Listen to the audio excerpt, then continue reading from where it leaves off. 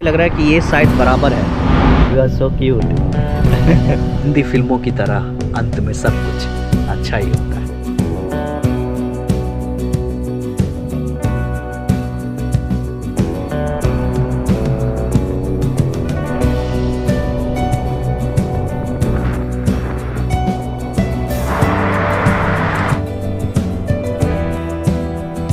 स्वागत है आप सबका एक और नई वीडियो में। अब मैं बताता हूँ पूरी कहानी एक्चुअल में हुआ क्या। यहाँ आया तो यहाँ अजरबैजान एयरलाइंस कह रही है कि व्हीलचेयर का वज़न ज़्यादा है, हम आपको नहीं लेके जा सकते। व्हीलचेयर का वज़न जो है बैग के वज़न में शामिल होता ही नहीं है। व्हीलचेयर का वज़न चाहे जितना भी हो आप उसे लेकर जा सकते हैं, ये सारे एयरलाइंस के रूल कहते हैं। ये मैं नहीं कह रहा, लेकिन ये पता कैसा अपना रूल बना रखा है। फिर हम आ गए दूसरे एयरलाइंस के पास, यूटेर नाम है, जो एक रशियन एयरलाइंस है। ये एयरलाइंस कह रहे हैं कि व्हीलचेयर का वज़न नहीं होगा, जो है आपका व्हीलचेयर वो व्हीलचेयर रहेगा। जो बैग आप लेके जाओगे केबिन बैगेज में उसका वज़न होगा, और हैंड बैगेज में उसका वज़न व्हीलचेयर लेके जा सकते हैं। तो ये हो गए तैयार। और टिकट ऑनलाइन और ऑफलाइन में सिर्फ 1000 रूबल का अंतर है, तकरीबन 1000 रुपया। और हैरानी की बात है कि यहाँ पे मास्टर कार्ड, वीज़ा कार्ड नहीं चलता, ना स्वीकार किया जाता है। इसलिए हम चाह के भी ऑनलाइन टिकट नहीं खरीद सकते। आगे देखते हैं क्या होता है, जैसा कुछ होगा आपको अपडेट देंगे।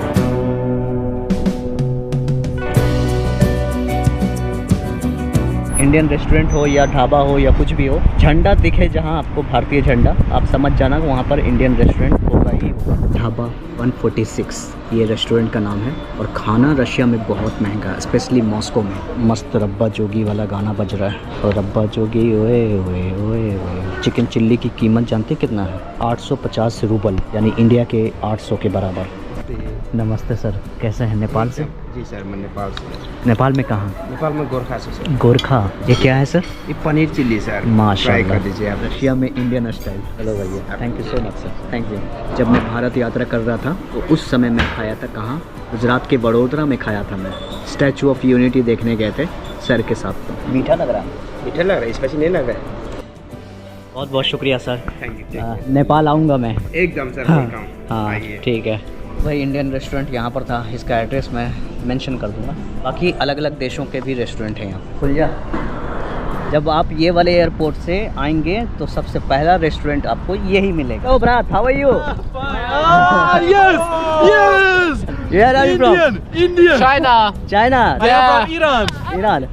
I'm from Sudan. सूडान। माशाल्लाह। तो मैंने सोचा कि चलो यहाँ पे पूछताछ करता हूँ कि मुझे एडमिशन कैसे मिलेगा, और लंबी कहानी बताई।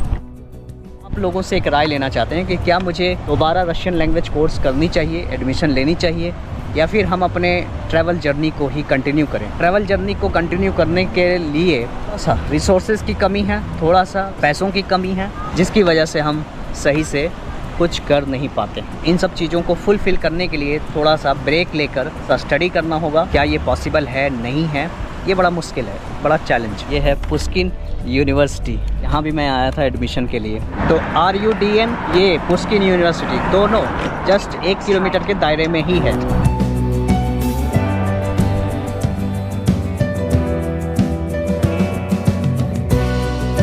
मॉस्को का मेट्रो स्टेशन है, लिफ्ट के नाम पर कुछ नहीं है भाई। मेरे पास टिकट विकट नहीं है। एक मेट्रो स्टेशन एक्सेसिबल था, इसकी वजह से हम यहाँ तक पहुँचे। अब यहाँ से निकलना एक बड़ा चैलेंज है। 100 में से 90 स्टेशन ऐसे हैं जहाँ लिफ्ट नहीं है। ये बहुत ऊंचा है, मैं दिखाऊंगा आपको। रस्सी इनवैलिड नियत, ये रूल्स जो है विकलांगों के लिए बिल्कुल नहीं है। यहाँ से हम सीधा एयरपोर्ट जाएंगे, और इनका जो मेट्रो है ना, प्लेटफॉर्म से इतना ऊंचा है, कम से कम 2 सीढ़ी। ये कुछ ऐसी ट्रेन है इनकी, एयरपोर्ट तक जाती है D1 लाइन से। ये D1 लाइन, मुझे लग रहा है कि ये शायद बराबर है, ये बराबर है। ये जो ट्रेन है ना, ये डबल डेकर ट्रेन है। सीढ़ी थी ना, फिर भी एक ऊंचा था, 2 भागों में इसे चढ़ाना पड़ा। एक सीढ़ी ऊपर जा रही है, एक नीचे है। अगर मैं एक्चुअल बात करूं तो रूस विकलांगों के लिए बिल्कुल अनुकूल नहीं है। तो अगर आप यहाँ आते हैं, बहुत मुश्किल का सामना करना पड़ेगा, बहुत। मॉस्को जो है राजधानी है, यहाँ रैंप से ज़्यादा सीढ़ियों पर फोकस किया गया। सीढ़ियाँ बनाई गई हैं, स्टाइलिश सीढ़ियाँ, अमूमन हमारे जैसे लोगों के लिए एग्जिस्ट ही नहीं करती। इन सब चीज़ों से 2-4 होना चाहते हैं, रूस में आपका स्वागत है। और अगर नहीं तो मैं तो रिकमेंड करूँगा कि दुनिया घूमने के बाद ही सबसे लास्ट में रूस की यात्रा करें। और अगर कर रहे हैं तो समर के मौसम में करें। इस वक्त लोग मदद भी करेंगे, ठंड के मौसम में तो बिल्कुल नहीं करेंगे। पूरे 1.5 घंटा लगाया यहाँ तक लाने में। मॉस्को का सबसे बड़ा एयरपोर्ट आ चुके हैं।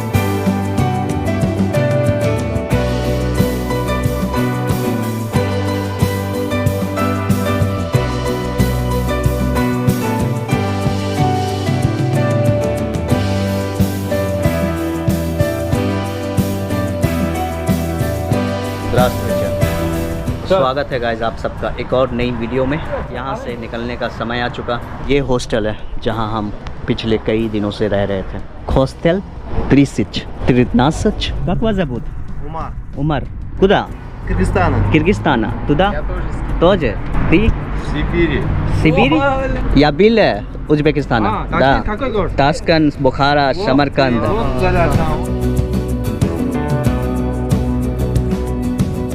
हॉस्टल में मैं रह रहा था, उस हॉस्टल से सिर्फ 2 किलोमीटर की दूरी पर है ये वाला रेस्टोरेंट, सबसे नज़दीक में। ये आप सबका बेहद शुक्रिया।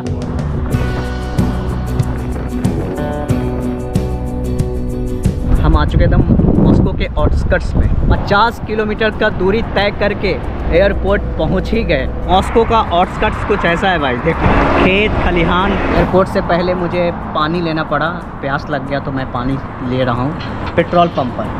सामने हाईवे है। Молодец. Вот этот чек, हाँ, это твой. Меня не снимай, ладно? да. Все, счастливо. Не надо, не снимай меня. Я блогер.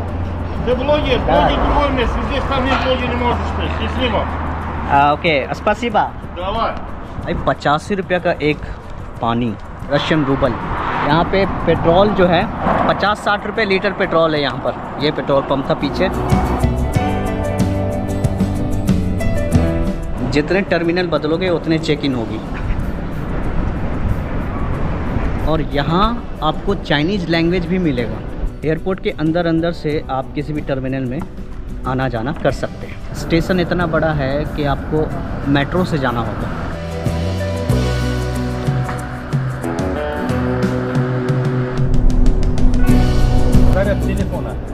दादा Да? अजीत। Один, да? तो भाई आ गए हैं एयरपोर्ट पर।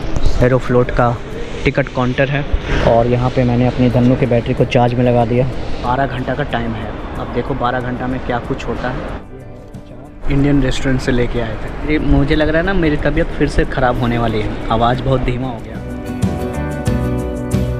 आप चेहरे पर खुशी देख सकते हो।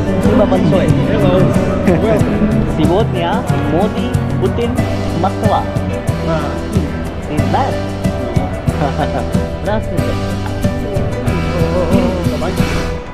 आपने लास्ट वीडियो कहाँ देखा था? मैं खाना खा रहा था उस वक्त का, है ना। उस वक्त से इस वक्त का तकरीबन पूरी कहानी अब बताता हूँ हुआ क्या। डैनियल का फ़ोन आया था। डैनियल ने हमें सुझाव दिया अभी जाके इमिग्रेशन ऑफिसर्स को सरेंडर कर दो, अभी जाके एयरलाइंस कंपनी को बता दो कि हमारे साथ ये समस्या है। मैंने उनका फ़ोन रखा, तुरंत अपने काम में लग गया। पहला काम मैं एयरलाइंस वाले को जाके बताया मेरा वीज़ा 1 दिन पहले एक्सपायर हो गया है और मेरा फ़्लाइट 2 दिन के बाद है। वीज़ा एक्सपायर होने के 2 दिन बाद मेरी फ़्लाइट है, क्या कुछ होगा मेरे साथ, कृपया बताइए। आपको बता दें कि हर एयरपोर्ट पर एक इंफॉर्मेशन डेस्क होता है या कुछ भी पूछताछ के लिए उनसे राब्ता कायम कर सकते हैं। उन्होंने कॉल किया एयरलाइंस वाले को, एयरलाइंस के पास गए। एयरलाइंस ने कॉल किया पासपोर्ट कंट्रोल ऑफिस को। जो काम फ़्लाइट खुलने से 4 घंटा पहले होता है वो काम हमें 12 घंटा पहले हो गया। एरोफ्लोट ऐसा है। एयरलाइंस बोला कि मुझे ये सब नहीं पता, यह काम इमिग्रेशन डिपार्टमेंट पासपोर्ट कंट्रोलर का होता है, वो बताएंगे कि आपके साथ क्या होगा और क्या नहीं। इन्होंने अपना प्रोसेस शुरू कर दिया। बोर्डिंग पास निकाला, बैगेज को जमा किया, व्हीलचेयर को जमा किया, उस पर स्टिकर लगाया। बैटरी को लेकर एरोफ्लोट के जो कर्मचारी थे वो आपस में लड़ गए। वो कह रहे थे कि ये बैटरी नहीं जाएगी, चाय ठंडी हो जाएगी, इसलिए मैं पहले इसको भी पीता हूँ। तो तुमने हमें टिकट दिया ही क्यों, फ्लाइट टिकट क्यों दिया? तुम उसी समय बोल देते कि ये व्हीलचेयर नहीं जाएगी, अब कह रहे हो कि व्हीलचेयर की बैटरी नहीं जाएगी। आप जा सकते हो, एक विकलांग बिना व्हीलचेयर के कैसे चलेगा? एरोफ्लोट के जो सीनियर एग्जीक्यूटिव अधिकारी होते हैं उनको कॉल किया, उनको बताया कि ऐसी ऐसी बात है, बैटरी को लेकर 2 घंटा खींचतान होता रहा। अंत में अगर आऊँ तो बैटरी को हैंड बैगेज में ले जाने से साफ मना कर दिया गया। केबिन बैगेज में ही ले जाने का फैसला किया। उसी में उसने बांध दिया, जैसा कि आप ये तस्वीरों में देख सकते हैं। ये थोड़ी सी मैंने वीडियो वहाँ पे ली। पिछला हिस्सा ये अभी मेरे साथ है, ये जाएगा जब हम प्लेन के सीट पर बैठेंगे, उसके बाद इसे लेकर जाया जाएगा। एरोफ्लोट का जो अजब गजब नियम है, मैं क्या बताऊं, पहली बार ऐसे एयरलाइंस को देख रहा हूं। अंत में अब बात करता हूं मैं इमिग्रेशन डिपार्टमेंट की। सबसे पहले मैं पासपोर्ट दिया, मैं कुछ नहीं बोला, मैं चुपचाप था। बोला कि आईने में देखो, पासपोर्ट से चेहरा मैच करवाया। वो एक मिरर लगा रहता है यहाँ पे तिरछा कलर का। सबसे हैरानी की बात, उन्होंने कुछ नहीं सवाल किया कि तुम 16 दिन की जगह 17 दिन क्यों रह गए। और मैं इसी को लेकर बड़ा टेंशन में था। चुपचाप मेरा पासपोर्ट लिया और चले गए अपने सीनियर अधिकारी के पास। लेकिन उन्होंने एक दिन और बढ़ा दिया। कल हमारा फ्लाइट उड़ने से पहले ये वीज़ा वैलिडिटी ख़त्म हो जाएगी। भाई मैंने 10 आदमी की बात सुनी, 10 लोग 10 तरह की बात कर रहे थे। हिंदी फिल्मों की तरह अंत में सब कुछ अच्छा ही होता है। एंजॉय द चाय। तो ये थी कहानी, हमारी कहानी कुछ इंस्पायरिंग लगी और कुछ मोटिवेशन मिला तो इस वीडियो को लाइक शेयर सब्सक्राइब ज़रूर करें। अब हम सोफे पर करते हैं आराम, सुबह इस वीडियो को करेंगे कंटिन्यू। तब तक के लिए सब बखैर। वीडियो को उसी वीडियो में इंक्लूड करता हूँ। मेरी आंखें देखो लाल हैं, मैं चाहता हूँ खूब सोना, लेकिन नींद पूरी नहीं हो रही है। बेटा फैसिलिटी वाली या ब्लॉगर Понятно. विकलांगों के लिए इतनी बड़ी फैसिलिटी अभी तक मैं किसी भी देश में नहीं थी। बोर्डिंग का टाइम शुरू हो चुका है। Да. मस्कवा पका पका। Пока-пока.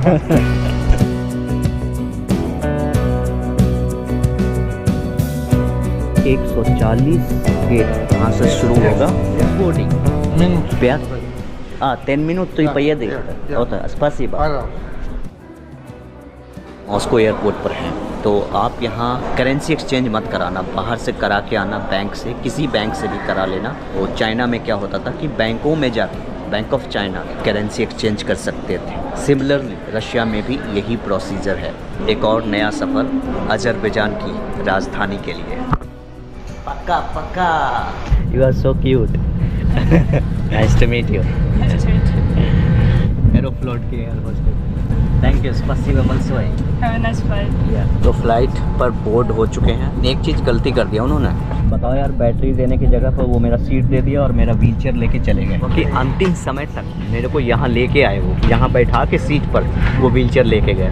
अभी हम सोए हुए थे और सोते सोते कह रहा है कि चलो तुम्हारी फ़्लाइट का टाइम हो गया, चलो उठो। ड्राइवर को बोल देना 2 घंटे बाद खोले, अभी मुझे सोने दो।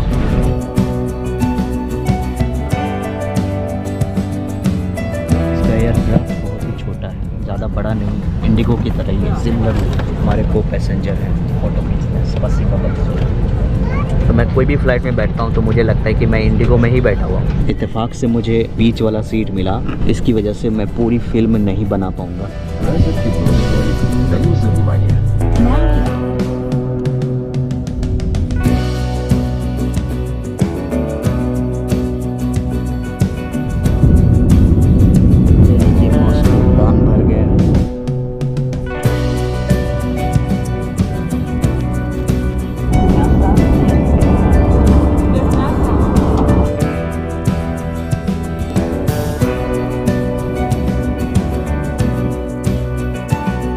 पूरा फ्लाइट घूम रहे हैं, यूटर्न ले रहा है।